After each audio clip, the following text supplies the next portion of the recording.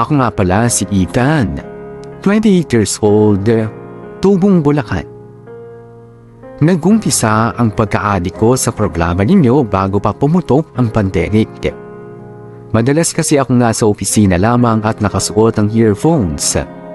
Sa 8 oras sa pagtatrabaho, 5 days a week, napakinggan ko na siguro halos lahat ng mga episodes na inyong ini-edit. Sa tingin ko naman hindi pang karaniwan itong kwentong isi-share ko sa inyo ngayon. Ganito kasi yun. Meron kasi akong girlfriend, si Janine. Nakilala ko siya sa workplace pero naging kami lang noong lumipat na ako sa ibang company. Nag-decide kami mag-give-in para makatipid sa pambayad ng upa dito sa Maynila. Paminsan-minsan ay umuwi ako ng Bulacan para tingnan ang sitwasyon ng tatay kong medyo may edad na. Pero noon nang pumutok ang pandemya, halos hindi ko na alam kung papaanong gagampanan ang pagiging anak at boyfriend ng sabay.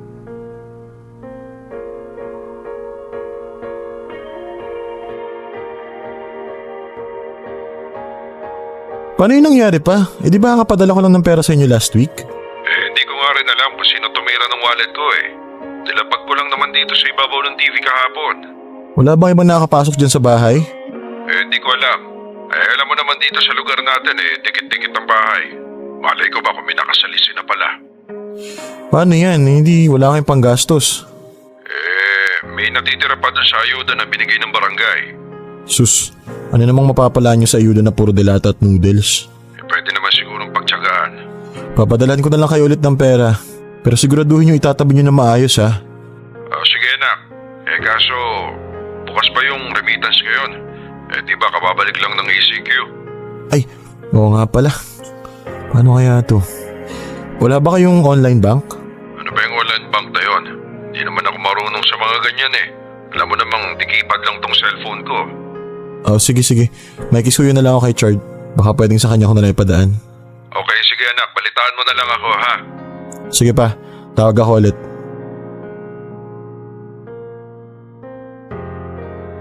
Hello? Tol? Tol, sa bahay ka ba ngayon? Oo, Tol. Bakit? Pwede ba akong makisuyo? Papadalan ko kasi ng pera sina Airpat Kaso naalala ko sarado ng mga remittance ngayon kasi kakabalik lang ng ECQ. Ganun ba, Tol? Anong gagawin? Di ba may online bank ka naman? Baka pwedeng sa'yo ko na lang muna ipadaan. Okay lang ba?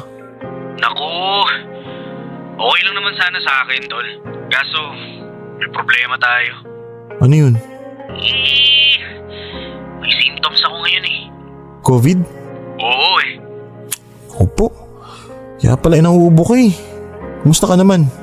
Okay naman ako. Parang normal na ubo lang naman. Pero syempre under observation kami. Mas mainam ng sigurado, di ba? Yun lang. Pasensya na, Tol, ha. Hindi ako makatulong ngayon. Di ayos lang. Sige, pagaling ka tol. Salamat. Paano yung airpot mo pala? Uwi na lang siguro ako bukas. May quarantine pass naman ako Sige. Ingat, Tol. Bawi ako next time, ha. Pasensya na talaga. Wala yun tol. Salamat pa rin ha.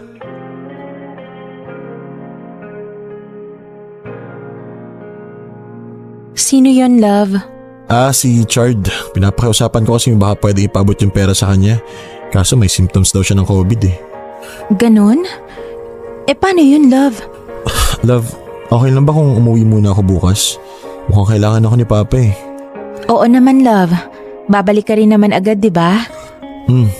I'll make sure na kumpleto lahat ng kailangan mo dito sa loob ng bahay bago ako umalis. Wala ka pa namang quarantine pass. Hay nako, wag mo na akong alalahanin dito, love. Kayang-kaya ko yung sarili ko. Ang intindihin mo, si Tito. Kasi may edad na yun kaya kailangan niya ng makakasama doon.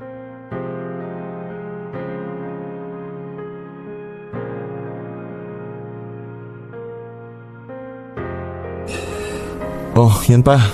Gamitin niyo muna itong luma kong cellphone. Ginawan ko na rin kayo na account sa online banking. Ay, Diyos ko, napakahirap palang matutunan to, nak. Sa umpisa lang yan.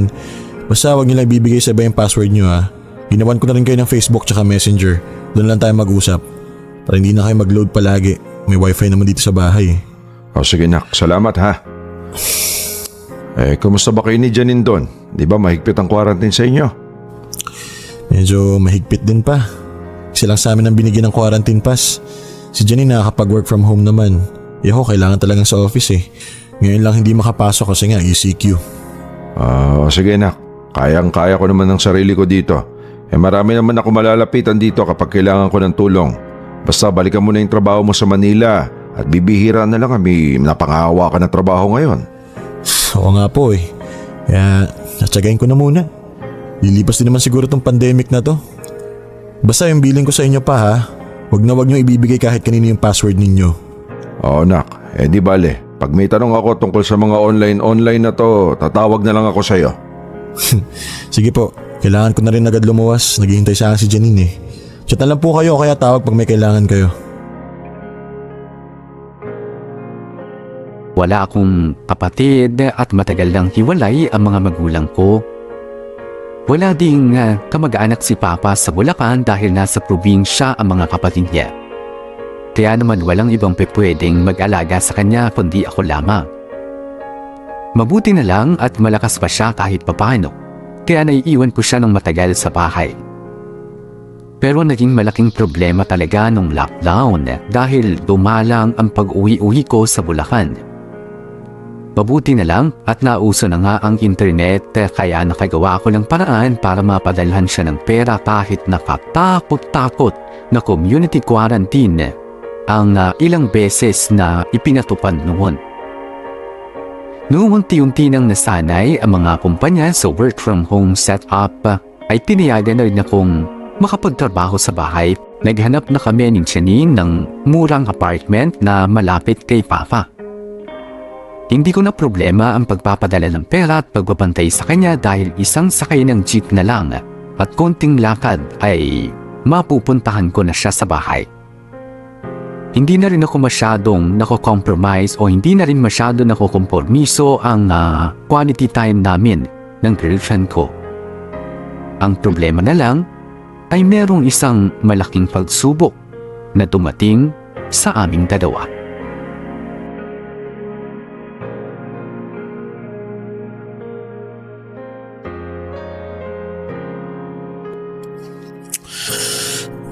Gutom ako ah. Ang dami kasing pinatapos ng boss ko eh. Pag natapos ko na lahat ng deadline ko, matutulog talaga ako. Sarap nito. Love, hindi ka pa kumakain. Wala akong gana. Wala kang gana? Bakit? Basta, May problema ba? tuwing kailan nga ulit yung schedule ng work on-site mo? Tuesday, Thursday. Bakit? Pero pumupunta ka rin pag weekends. Minsan lang yun love kapag may mga naiwan trabaho yung mga nag-positive. Siyempre hindi naman sila papayagan na pumunta sa office kaya kami yung gumagawa ng trabaho nila. May dagdag bayad naman kaya okay na rin. Sigurado ka bang work talaga yung pinupuntahan mo? Oo naman, bakit? O baka naman may mini-meet up kang ibang babae? Ha? Ano? Wow, maang-maangan? Ano mga maangan? Teka nga, isang bagaling yan. Ba't bigla kung ano pumasok sa isip mo? Nakita ni April na may account ka sa dating app. Ano? Talagang magde-deny ka pa? Malamang. Wala naman akong ginagawang account sa dating app eh. Never akong gumamit nun, hello. Ayan, sinend niya sa akin yung screenshot na yan. Pangalan mo yan, 'di ba? Picture mo yan, 'di ba? Pati birthday at address mo saktong-sakto. Ngayon, sabihin mo sa akin hindi ikaw yan. Hindi ako to. Ba't naman ako gagawa ng account sa dating app? Take na ako. So sino? Ako? Gagawin kita ng account para awayin ka, ganon? Love naman, wala naman akong sinabing ganun. Ang sa akin lang, maniwala ka naman sana na hindi ako yung may gawa niyan. Ewan ko sa'yo. Saka na tayo mag-usap kapag handa ka nang umamin sa ginawa mo. Excuse me, matutulog na lang ako. Teka lang naman, love! Love!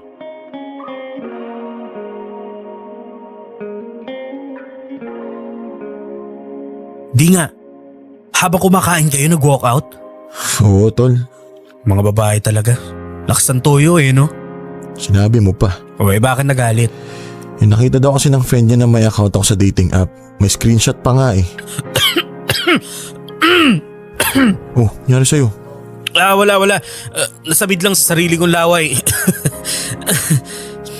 Oo, tapos anong sabi mo? Hindi syempre sinabi ko na hindi ako yun. Gusto ba naman yung mangyari umamin ako? Pero hindi ikaw ang may gawa ng account na yun. Hindi, ano ako tanga? May girlfriend na ako, gagawa pa ako ng account sa mga ganyan. Alam mo, pag nalaman ko lang kung sinong gumawa ng fake account na yun, ingungudgud ko talaga sa imbornal yung pagmumukha niya.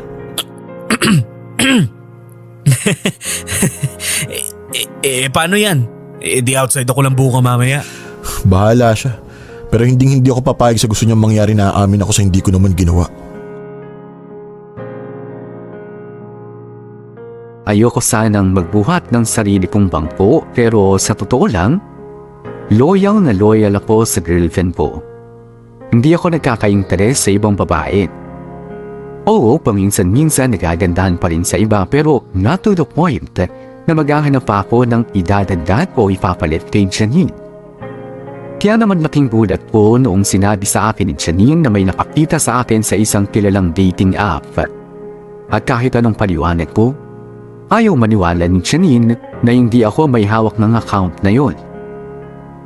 Nagpalipas muna ako ng isang gabi na hindi kasama si Janine pero kinabukasan na agad akong pumunta sa apartment namin at ipiniliwanag ng mabuti na wala akong kaalam-alam tungkol sa account na nakita ng kaibigan niya. Mabuti na lang at nagkabati rin kaming dalawa ni Janine pero madiin niyang sinabi na kung sakaling mapatunayan niya na ako ang may hawak ng account na yun, ay hindi niya raw ako mapapatawad.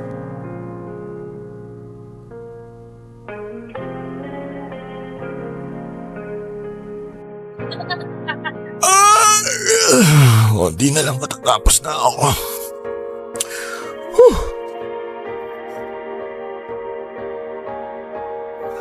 Kaya napatawag tong babaeng to. Hello, love?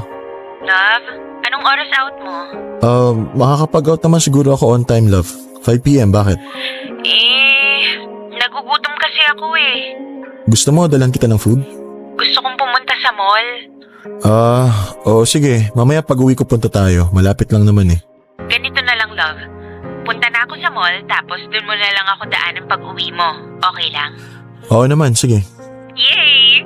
Okay, magbibihis na ako. Okay, love. See you. Cute talaga na ito.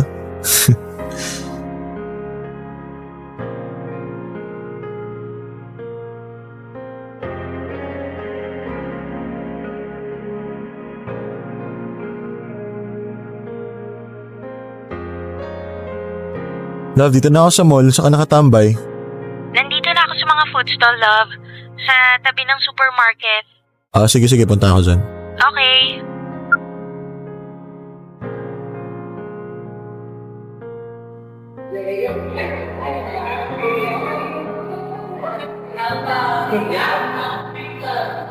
Uy, Chard! Tol! Pauwi na?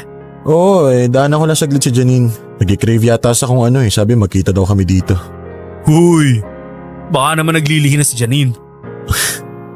Hindi ko rin alam, tol. Pero lagi naman nag-crave sa kung ano-ano yun eh. Ganun ba? Ikaw ba, pauwi ka na? Oo. Bumili lang saglit ng pang-repair dun sa lababo sa bahay.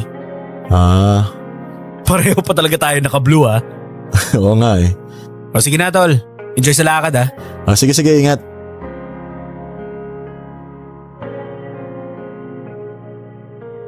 Hi, love. Hi. Sakto, nakabili na ako ng food natin. Bayad na to? Hindi pa, love. Wala silang panukli sa pera ko eh. Sige, ako na lang magbabayad. Wait, love. Oh, bakit? Bantayan mo muna to, please. Ihing-ihi na kasi ako eh. Sige, go. Mag-CR ka na. Ako na muna magbabantay dito. Okay. Ay, makapag-games nga muna habang naghihintay. Ethan, right? Yes? Sino ka?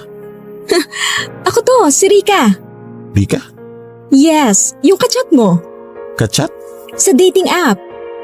Di ba usapan natin magkikita tayo dito? Kanina pa nga kita hinahanap eh. Nako, miss, sorry, hindi ako yung kachat mo sa dating app. Nagkakamali ka lang. No, I'm sure it's you. Ikaw yung nasa picture eh.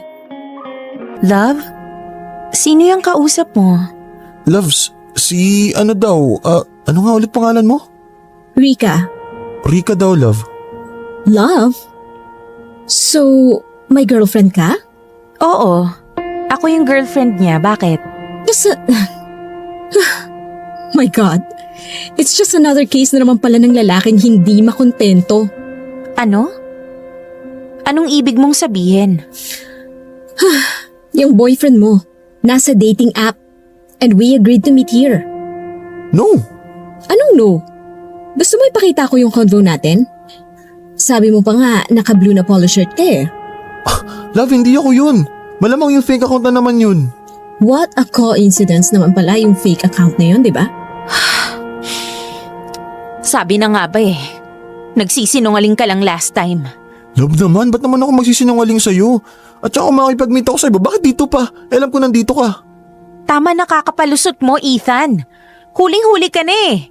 Hindi nga ako yung may hawak ng account na yun. Bakit ba ayaw mo maniwala?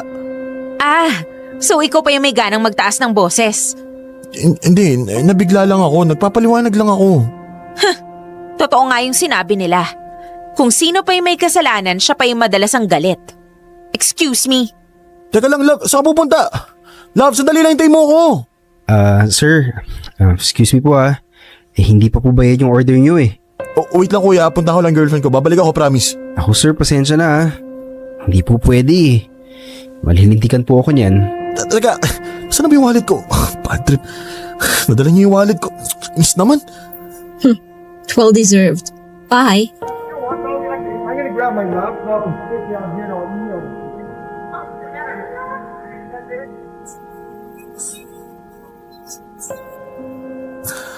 Love, sagutin mo na yung tawag ko.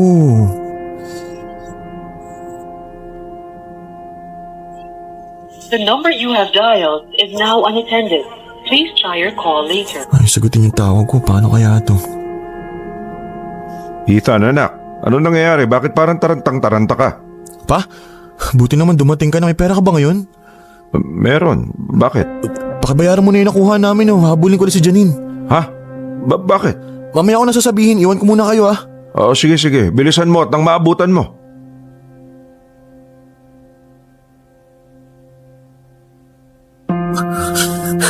Janine! Love! Love, hintayin mo naman ako. Bakit ba sinundan mo pa ako? Ano, hindi mo man ba ako kakausapin? Wala akong ganang makipag-usap sa sinungaling. Akala ko ba hindi ikaw yung may hawak ng account na yun? Hindi nga. Bakit ka nakikipag-meet? Tinapat mo ba talaga na nandun ako Yun na nga eh. Maglolo ko na lang ako, itatapat ko pa na nandun ka? Hindi mo ba naisip yun? Magulong isip ko ngayon. Huwag mo muna akong kausapin. Mukha nga. Mukhang magulo nga rin yung isip mo eh. Mas pinaniniwala mo pa yung babaeng hindi mo kilala kaysa sa akin. Magulo pala isip ko Bakit hinabol mo pa ako? Sana nga hindi na lang eh. Sana hindi na lang kita hinabol. Nagmukha lang akong tanga dito sa mall. Ang dami nakatingin Alam mo, kung ayaw mo talaga maniwala sa akin, bahala ka. Sa totoo lang, Janine, disappointed ako eh. Hindi ako makapaniwalang ganun kalit ang tiwala mo sa akin. Na mas naniniwala ka pa sa taong hindi mo kilala kaysa sa akin na matagal mo na nakakasama.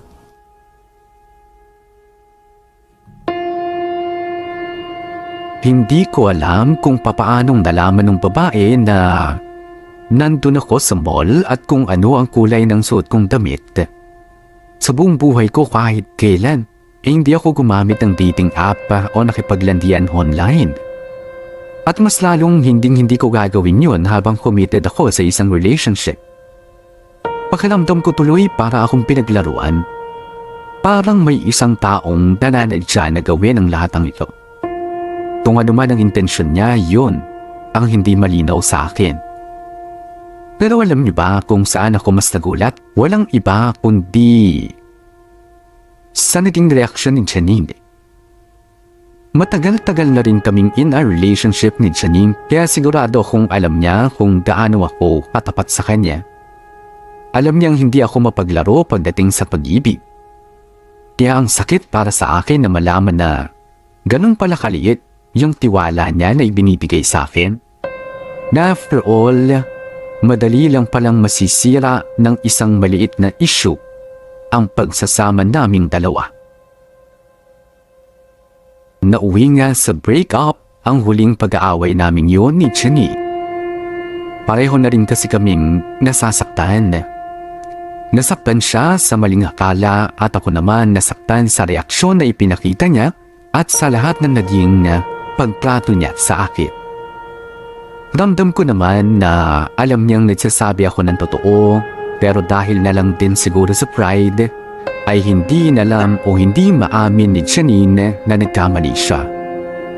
Mas lalo namang hindi ako aamin sa isang kasalanan na hindi ko naman talaga ginawa. Kaya hanggat hindi siya natatauhan, ay hindi ako makikipagbati at makikipagbalikan sa kanya.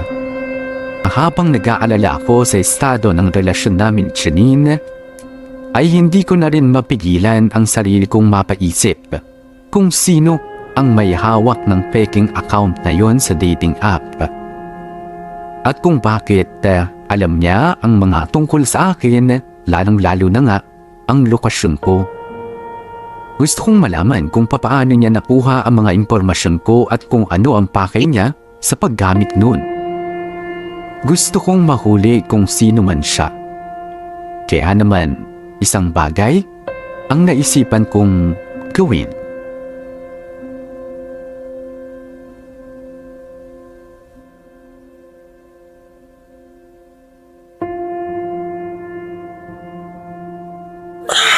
Tagal naman nung, kanina pa ako dito eh. Yun, sa wakas dumating din. April! April, dito! Uy, Ethan! Sorry ha, ang dami ko pa kasing ginawa sa bahay eh. Okay lang, buti nga dumating ka eh. Pinagbigyan mo yung pakiusap ko. Alam mo, sa totoo lang, hindi alam ni Janine na nakipagkita ako sa'yo. Baka mamaya magalit pa yun pag nalaman niya. Okay lang, wala naman na kami. Kahit na, pangit pa rin tignan. At saka, for sure, ayaw na nakikipag-usap ako sa'yo. So, ano bang ganap? Ganito kasi April. May ipapakiusap akong malaking bagay sa'yo. Ano yun? Di ba sabi mo nakita mo ako sa dating app? Oo, bakit? Nag-swipe right ka ba dun sa account na yun? Hindi. Ba't ako magsuswipe right? Okay ka lang? So, hindi mo nakachat yung account? Siyempre hindi. Teka, sure ka bang hindi talaga ikaw yun? Hindi nga ako yun, promise. Eh bakit alam yung lahat ng details mo? Yung birthday mo, location, complete name. Yun nga rin pinagtataka ko eh. Pwede kasing matagal na ako minaman-manan nung may hawak ng account na yun. O kaya baka naging kaklose ko dati, ewan ko. Ibig sabihin, kung totoo yung sinasabi mo, nag-break kayo ni Janine nang dahil sa maling dahilan? Parang ganun na nga. Ay. Sorry ah. Hindi ko naman kasi alam na hindi talaga ikaw yung may hawak ng account na yun. Eh, dapat pala hindi ko na lang sinend kay Janine. Okay lang. Buti ka nga naniwala ka na hindi ako yun. Samantalang si Janine, ayun ako. Okay, so para makabawi sa'yo, gagawin ko kung ano man yung ipapakiusap mo sa akin. Buti naman kung ganun. So, ano nga yun? Pwede mo bang iswipe right yung fake account na yun? Isa-swipe right ko yung impostor na account na yun? Oo sana eh. Eh pero na-swipe ko na nga, di ba? Hindi ka ba pwedeng gumawa ng paraan para lumabas ulit sa dating app mo yun? Unless gumawa pa ako ng isa pang account. Pwede ba? Pero kahit nagawin ko yun, wala rin namang kasiguraduhan na lalabas ulit siya sa results ko. Kahit na, kung wala talaga okay lang. Ang importante nag-try tayo. Please? O sige, assume natin na nakita ko siya tapos nag-swipe right nga ako.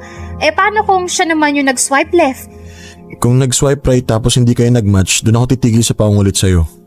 Alam mo, pwede namang ikaw yung gumawa nun eh. Gumamit ka ng peking account. Pero kasi, mas kapani-paniwala talaga kung babae yung makakachat ng user na yun eh. So, meaning, gusto mong i-chat ko pa siya in case na mag-match nga kami? Oo sana. Tatanungin kong utang na loob, promise. Eh, kano katagal? Hanggang kailan? Hanggang sa ma-reveal na siya sa totoong identity niya. Fine. Sige, pero hanggang dun lang ha. Oo, promise. Alam mo naman ako, marupok ako sa mga ganyan. Baka mamaya ma-inlove pa ako dun sa user na yun. Malay mo naman, ito yung chance mo para magka-love life. Sira! Mahal na mahal mo talaga si Janine, no? Gagawin mo lahat ng to para lang patunayan sa kanya na hindi ikaw yung may-ari ng account na yun. Oo, ganun ko siya kamahal. Paano kung hindi ka pa rin niya balikan? Ang importante, nilinis ko yung pangalan ko. Ayoko lang din kasi yung inaakusahan niya ako sa isang bagay na hindi ko naman ginawa. Huwag kang mag-alala. Gagawin kong lahat para matulungan ka. Pero, walang kasiguraduhan to lahat Basta kung ano lang yung kaya ko, hanggang dun lang. Okay lang, masaya na ako dun. At least may naniniwala sa akin. Ayoko lang din talagang tumigil hanggat hindi ko nalalaman kung sino yung hayop na nagpapanggap na yun. Kung hindi dahil sa kanya, edi sana hindi kami nag-break ni Janine. Hindi sana nasira yung relasyon na matagal kong iningatan. Ay pinangako ko sa sarili ko na gagawin ko ang lahat na makakaya ko para mahuli kung sino man ang taong gumagamit ng impormasyon ko. Gusto kong patunayan kay Janine na nagsasabi ako sa kanya ng totoo hindi lang para ipahiya siya, kundi para patunayan na sa loob ng ilang taon ay nananatili pa rin akong tapat sa kanya. Mabuti na lang din at may taong naniniwala sa akin. At yun ay walang iba kundi ang kaibigan niyang si April, ang taong unang nakakita ng peking account ko sa dating app. Gumawa ng panibagong account si April sa dating app at pagkalipas lang ng ilang araw na pagsuswipe ay nakita niya rin yung peking account na nagpapanggap na ako. Nag-match sila at nag-usap ng matagal sa chat. Ang sabi niya maayos naman daw kausap ang may hawak ng account na yon, kaya sinakyan niya na lang yung mahabang convo. Hanggang sa naintriga na rin siya kung sino nga ang nasa likod ng account. Nagpatuloy ang peking connection nila hanggang sa dumating na ang araw na pinakahihintay ko. At yun ay ang pagpayad ng peking user sa isang meet-up.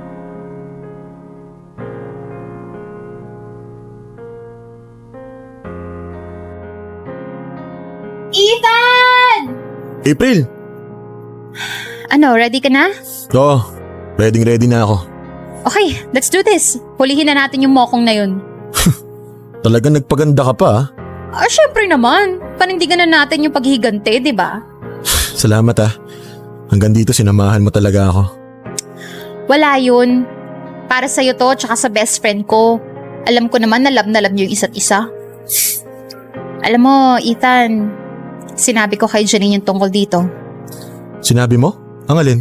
Na tinutulungan kitang mahuli yung gunggong na gumagamit ng profile mo.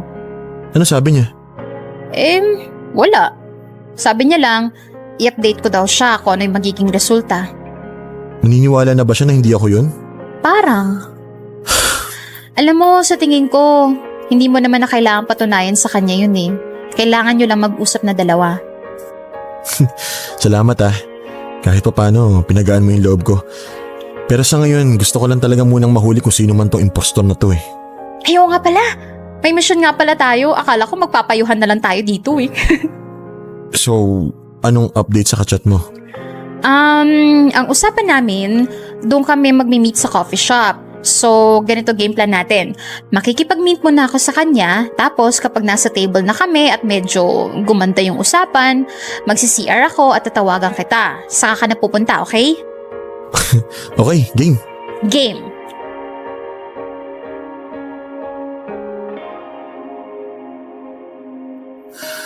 Tagal naman tumawag na April. Mukhang nag-enjoy na yata sa kadate niya. Ayun, sa wakas. Hello, April? Akala ko di ka natatawag Sorry naman, nahirapan ako magpaalam mag-CR Baka kasi magalit yung kausap ko. So ano, kilala mo ba siya? Hindi pero feeling ko magugulat ka. Bakit naman? Basta pumunta ka na lang dito. Ngayon na? Oo, 5 minutes. Hintayin mo lang ako makabalik sa table. Oo, sige. Hoy, bilin ko sa'yo wag na wag kang mananakit ng tao. Baka naman mamaya makapatay ka pa. Hindi ko may papangako yan. Ito naman Ang tagal kong hinintay tong chance na to, April. Oo, sige. Basta wag na mag-eskandalo. Baka mamaya may mag-video sa atin, mag-trending pa tayo. Ayoko naman sumikat for bad reasons, no? Sisikapin ko. O sige na, babalik na ako sa table. Hintayin kita. Okay. Umanda ka sa aking impostor ka.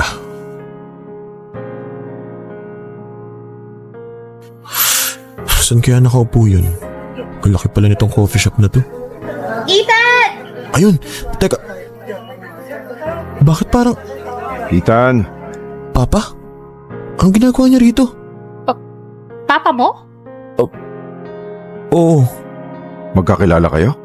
Kaibigan siya ni Janine. Kayo, paano kayo nagkakilala? Ethan, siya yung... Kayo yung manlolokong gumagamit ng picture at pangalan ko sa dating app? Nagulat nga rin ako na may edad na pala yung kachat ko.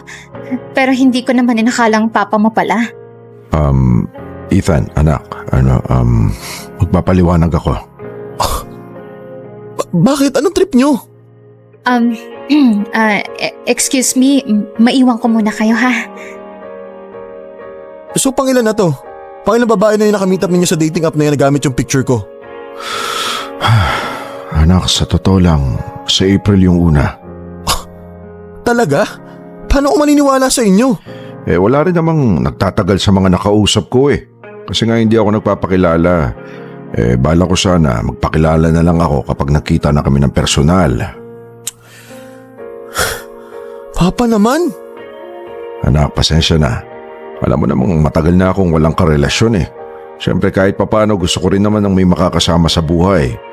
Nung natutunan ko yung mga online na yan, sinubukan ko na. Pero pwede nyo naman gamitin yung totoong picture nyo yung pangalan ninyo. Para wala kayo nilolokong tao. Hindi pa kayo nakasira sa relasyon ng iba. Baka kasi walang magka-interest sa akin kung makita nilang matanda yung kachat nila. Ay, nakakainis! Ethan, anak! Ethan! Siguro naman kahit sino ay magugulat sa bagay na natuklasan ko, hindi ba? Sino mag-aakala na ang taong nasa likod pala ng peking account na yun ay walang iba kundi ang sarili kong ama?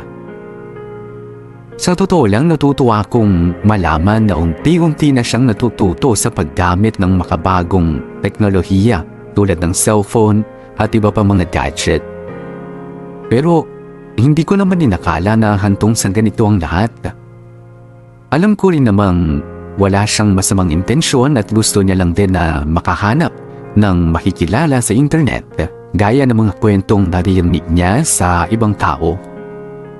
Pero nangyari na ang nangyari. At wala na akong magagawa pa kundi ang turuan na lamang siya ng responsableng paggamit ng cellphone at ng internet. Nahiya na rin akong sabihin kay Janine ang totoo. Paano ko nga naman kasi sasabihin sa kanya na si Papa ang nasa likod ng peking account? At isa pa, sigurado naman akong ikikwento sa kanya ni April ang mga nangyari.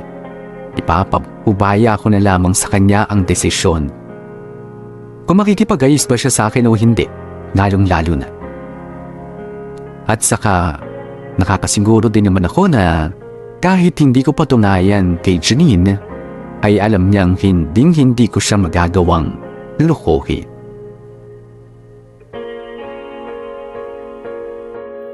Grabe tol, no? Hindi pa rin ako makapaniwala hanggang ngayon. Hindi makapaniwala na yung AirPod mo na dating walang kaalam-alam sa mga gadget, ngayon may sarili ng dating app. Hanep. Kaya nga nagsisi ka ba na tinuruan mo siya? Hindi naman kasi mas convenient na rin Mas napadali yung communication tsaka pagpapadala ng mga kailangan. Kaso, dahil din sa pagkatuto niya kaya ka nawala ng girlfriend. Hindi naman mawawala sa si Janine kung talagang para sa akin siya. Alam mo yun, kahit na magkaroon kami ng hindi pagkakaintindihan, hindi naman niya ako susukuan kung talagang mahal niya ako Totoo yan. Kaso, ang daling sumuko ni Janine no? Palagay mo, magkakabati pa kayo? Yung totoo? Oo naman, confident ako dyan. We. Maniwala ka sa akin. Siya pa yung hihingi ng sorry kasi marirealize niya na mali siya. Kailangan na ng konting time. Paano kung hindi mag-sorry? Di balik tayo doon sa sinabi ko kanina na hindi naman siya mawawala kung para talaga siya sa akin. At kapag nawala siya sa akin, di magde-dating app na rin ako, di ba? Sali mo na ako dyan. Tagal ko ng single eh. Maturo tayo kay Airpat.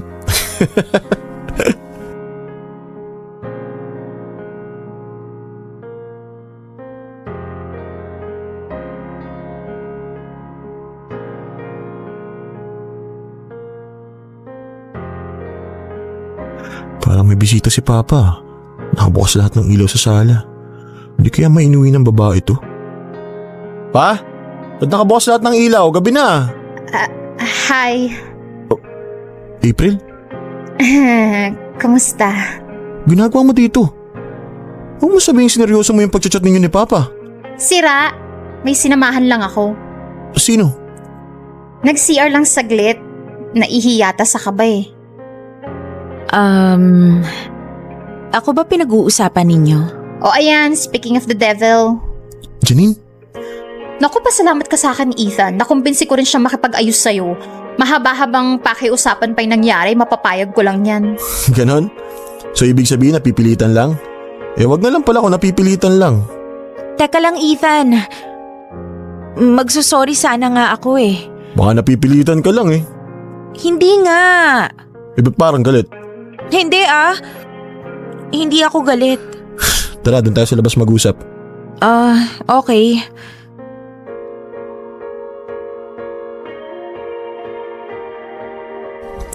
Himala, sorry ka?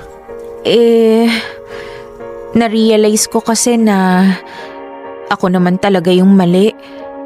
Ang liit ng tiwala ko sa'yo. Tapos, hindi ko pa pinakinggan yung side mo. Mas naniwala ka pa sa taong hindi mo kakilala. Mas naniwala ako sa taong hindi ko kilala. At iniisip mo na kaya kong saktan at lokohin ka. At inisip ko na kaya mo akong saktan at… Teka, pinapamukha mo ba sa akin yung mali ko? Yep, tandaan. Ikaw ang nagsusorry dito.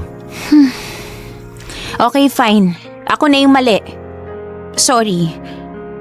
Sana mapatawad mo ko. At saka… Sana bumalik na tayo sa dati. Bakit ka natatawa dyan? Wala. Tama kasi yung hinala ko eh. Na ikaw yung magsusorry. Hindi ako nagkamali. Mahal mo nga ako. Sus, kilig naman tumbong mo. Medyo. So, bati na tayo? Okay, sige. Tinatanggap ko na yung sorry mo. Baka umiyak ka pa eh. Hirap mo pa naman patahanin. Tara na sa loob. Ipapakilala kita doon sa impostor na gumamit ng account ko. Kilala ko na. Umamin na sa akin. Ayun, buti naman. Salamat, Janina. Salamat at bumalik ka.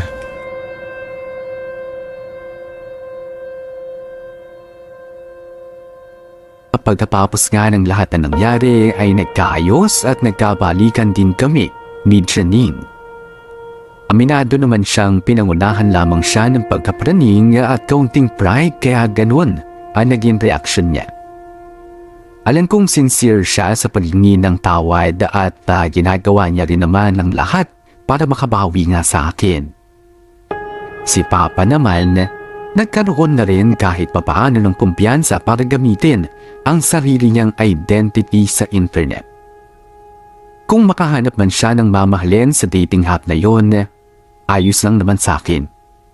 Pero palagi pa rin ako nakabantay sakaling matapat siya sa masama ang balak sa kanya.